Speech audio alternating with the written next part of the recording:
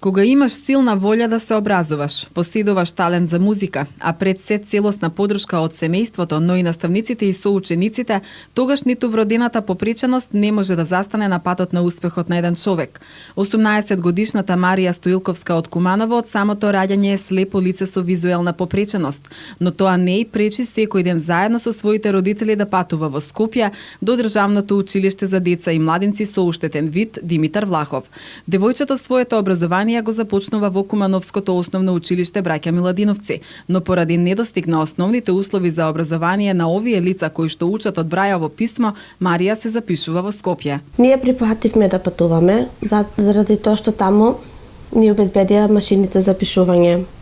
Значи има дефектолози секој ден кои што работа со децата за ориентација во микро и во макро простор. Значи сето тоа во Куманово го нема. Во основните училишта го немаше. И Марија тргна од 7 годишна возраст таму. Таа сега е 3-та година средна школа, медицинска здравствена струка, мастер техничар. И секојдневното патување навистина и се уште не представува пречка, но некако човекот ќе се навикне заради успехот на своето дете. Таму таа добро беше прифатена, ги прифати и учителката и сите тие наставници, бидејќи таму секој предмет се оди посебно, треба да имаш ориентација за да одиш посебно во секоја училница, надвор. Тие таму имат посебна просторија за исхрана, каде што треба детето да го научи патот до таму, трасата треба да се научи. Сето тоа од почетокот многу беше тешко, но полека ги совладувавме сите препреки со Марија. За лицата со визуелна попреченост постои посебна Брајова азбука со 6 точки. Тие може да пишуваат на тастатурата на обичен лаптоп, но со помош на говорна програма. Мари, како што ја нарекува мајка ѝ, со безрезервна поддршка од неа, наставниот материјал одлично го совладува. Немаме ние книги за слепи, ние учиме исто од видните книги. И таму децата, нема многу деца во оделението. Марија е уште едно девојче, 2 деца се. И сега кога наставата се одвива нормално како кај видните деца. Значи имаат испрашување, писмени, тестови. Сето тоа овие деца треба да го совладаат. За да моето дете има успех, за да не одам јас секој ден бадијала во школа, јас му се посветив на моето дете, така да сите тие потешкоти јас самата си најдов начин да се снимам на телефон. Значи Марија да учи аудио.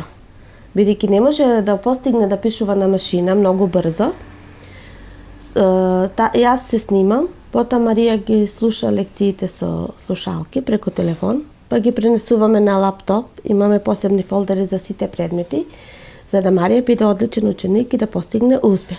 Колку може едно лице со посебни образовни потреби да биде успешно, но истовремено и талентирано, зборуваат многобројните настапи на Марија и освоени награди на меѓународни надпревари по пеење во Германија, Бугарија и слично. За неполн месец Мари ќе се обиде уште еднаш да го потврди својот талент за музика, кој секојдневно го надградува во приватно музичко училиште, почнувајќи од 12 годишна возраст. Ќе настапувам во Бугарија, во Софија на надпревара по пеење.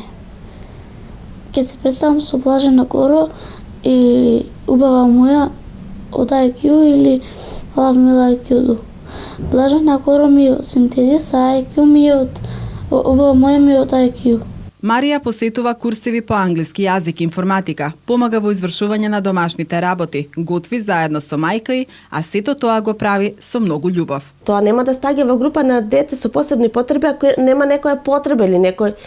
Тоа самото името кажува дека децата сепак овие деца се многу нежни, специфични, повеќе бараат љубов. Ако им пристапиш со љубов, со нежност, тие многу подобро ќе научат и ќе сватат и ќе бидат многу добри со тебе. Значи тие сакаат позитивната енергија. Секој кој што мисли позитивно за нив, тие некако му се приближуваат.